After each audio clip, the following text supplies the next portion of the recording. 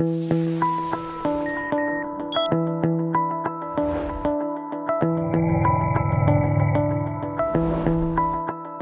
va aborder avec nos deux camarades de jeu qui sont à côté un autre sujet, comment présenter aux collaborateurs les opportunités du numérique. Et pour ça, on va écouter là aussi une question. Alice. J'ai vu à la banque que les gens travaillaient avec des tablettes et des ordinateurs. Comment apprennent-ils à s'en servir ? Comment apprend-on aux équipes effectivement à utiliser le numérique qui est de plus en plus présent, on le sait tous. Pour y répondre, tout d'abord, Gilles-Emmanuel Bernard, président de Cercle Lab. Qu'est-ce que vous pouvez répondre à cette demoiselle et à ceux qui utilisent le numérique tout d'abord, merci Alice pour ta question, parce que tu as probablement appris à te servir d'un smartphone beaucoup plus vite que certains collaborateurs. Elle doit servir des tablettes certainement, déjà. Bien. En tout cas, ce qu'on peut dire, c'est que les collaborateurs des banques ont ces joujoux depuis longtemps, mais de la même manière qu'il ne suffit pas à un chef d'entreprise de distribuer des tablettes à tout le monde et de nommer un CDO, un Chief Digital Officer. Oui, excuse-moi Alice, le Chief Digital Officer, c'est le grand chef des tablettes et des smartphones. Hein. Merci. Donc il ne suffit pas de mener ses actions pour pouvoir déclarer qu'il a réussi sa transformation digitale. De la même manière, ce qui compte en la matière, ce n'est pas l'outil, mais c'est le contenu et l'usage qui en est fait, et qui surtout rendent l'outil à la fois utile et performant.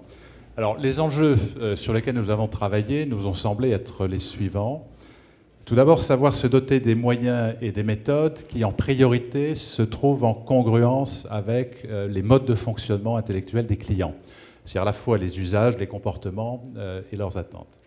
Deuxième enjeu, c'est de savoir utiliser ces outils en interne pour à la fois plus de communication, plus d'adhésion des collaborateurs, plus d'engagement, plus de rapidité également dans la prise de décision. Et puis enfin, savoir faire évoluer en même temps, donc au même rythme, à la fois les méthodes, les outils et les process, et on l'a évoqué, les mentalités, et ceci à tous les niveaux de la chaîne de valeur et pas seulement au niveau des backs ou des middle ou des fronts. Tout ça nous a semblé nécessiter en premier lieu des logiques fortes et prioritaires d'apprentissage qui soient les plus soignées possibles. Alors, pour vous donner puisqu'on a relativement peu de temps, donc pour vous donner quelques pistes qui ont été évoquées dans nos travaux, on a beaucoup parlé dans l'apprentissage de l'usage de ces outils de la gamification. Alors gamification, bon, ça ne veut pas dire les faire jouer au Pokémon Go, donc à la recherche de Bankachu ou de... Quoique, c'est pour une stratégie. Mais c'est un petit peu comme les vieux comme moi, où nos anciens ont appris à servir de Minitel, de la micro-informatique, du smartphone. De commencer peut-être par les choses les plus ludiques, les plus amusantes, qui permettent de s'approprier l'outil. On a beaucoup parlé ensuite de la mise en place d'outils d'aide au coaching personnalisé, ou pour utiliser un mot barbare et moderne, du reverse mentoring, donc qui permet effectivement d'aller beaucoup plus loin dans l'approche d'un management moderne.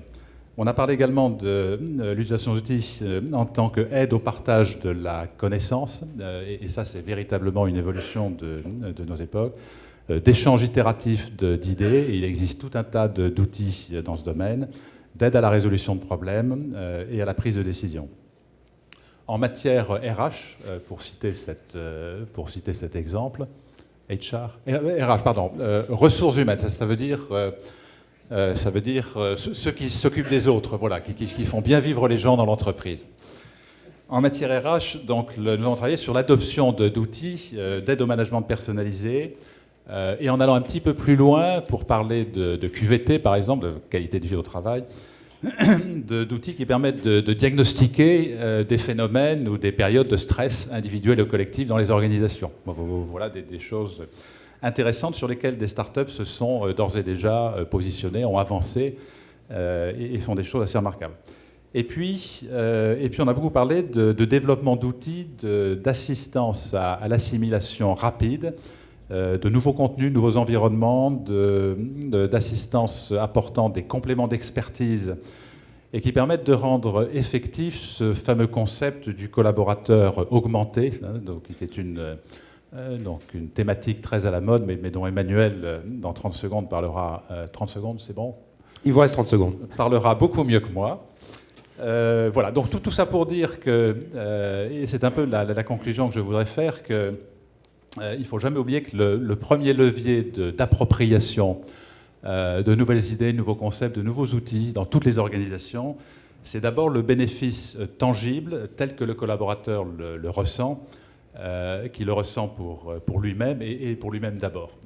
Et je crois que si cette étape est réussie, l'appropriation des outils, leur usage devient quasiment acquis et définitif. Voilà, je passe la parole à... Merci Monsieur Bernard d'avoir bien joué le jeu, d'avoir été très pédagogique vis-à-vis d'Alice et de nous tous. Emmanuel, est-ce que vous êtes fondateur et directeur général de No More? Alors qu'est-ce que vous faites vous concrètement sur ce sujet-là? Eh bien, bonsoir. Pour répondre à Alice, je lui dirais que comment sont formés les utilisateurs, les collaborateurs dans les banques, comment ils utilisent leur tablette et leur ordinateur. Je dirais que jusqu'à maintenant, c'est un petit peu comme à l'école. Il y avait un professeur dans une classe qui enseignait, qui dispensait des cours et qui donnait des exercices. Le problème, c'est que dans les banques, les collaborateurs, il y en a partout en France, voire à l'international. Donc c'est un petit peu difficile de réunir tout le monde dans des classes. Donc on a commencé à faire dispenser des cours à distance, en classe virtuelle par exemple. Et également, les exercices pouvaient être faits partout, également sur tablette. On appelle ça de l'auto-formation ou du e-learning. Et puis maintenant, comme pour Alice, quand elle cherche quelque chose sur Internet, qu'est-ce qu'elle va trouver? Une vidéo, un tutoriel qui va lui expliquer comment faire ce qu'elle cherche. C'est un petit peu pareil dans les entreprises, dans les banques. On commence à faire des vidéos pour expliquer des process métiers complexes. Et puis, ces ordinateurs, ces tablettes, et surtout les logiciels informatiques qui sont dedans, ils sont très complexes, très compliqués et coûtent très cher. Donc comment former comment apprendre à tous ces utilisateurs à s'en servir? Eh bien, il y a plusieurs solutions. Il y a des entreprises comme No More, par exemple, qui fabriquent ce qu'on appelle des simulateurs d'applications informatiques. Exactement dans la même logique, il y a des entreprises qui fabriquent des simulateurs de vol pour apprendre à des pilotes à piloter des avions. Donc, pour Alice, c'est un petit peu comme un jeu vidéo. L'utilisateur va s'entraîner, va s'amuser, entre guillemets, et en même temps qu'il va apprendre. On parle de gamification, de ludification, etc. C'est une nécessité en fait, de passer par là. C'est pour donner envie d'apprendre plus facilement. Exactement. Le côté attrayant, ludique est très important. Dernière peut-être innovation, dernière tendance, je dirais, c'est tout ce qu'on appelle, nous on appelle ça des GPS logiciels, GPS applicatifs, mais globalement c'est un petit peu comme un GPS dans une voiture. Quand on est dans une voiture, pour se diriger, on demande où on veut aller, et le GPS prend la main et nous dit tourne à droite, tourne à gauche, attention il y a un embouteillage, passe par là, etc. Donc des outils de GPS applicatifs ou de coaching digital permettent à l'utilisateur qui est sur son ordinateur, quand il dit aide-moi à effectuer telle ou telle transaction bancaire, le GPS applicatif, le logiciel, va prendre la main, exactement comme le GPS dans la voiture, et va guider l'utilisateur sur son poste de travail en temps réel, notion très importante, et va lui dire clique là, fais ci, demande ça à ton client, remplis telle zone, etc., etc. En même temps qu'il lui montre, c'est encore mieux qu'une vidéo, il lui fait faire. Voilà. Pour résumer, je dirais que, pour reprendre l'analogie du GPS, depuis de très nombreuses années, quand on voulait se déplacer en voiture, on avait des cartes routières, des atlas. Alors pour les anciens comme moi qui ont connu ça, c'était pas forcément évident. Et aujourd'hui, plus personne n'utilise ça dans une voiture. Tout le monde a un GPS dans sa voiture ou sur son smartphone. Eh bien, hélas, encore un petit peu dans les banques et dans les grandes entreprises, on produit beaucoup de cartes routières. On appelle ça des documentations, que pas franchement tout le monde ne lit. J'ai envie de dire, demain, l'idée serait de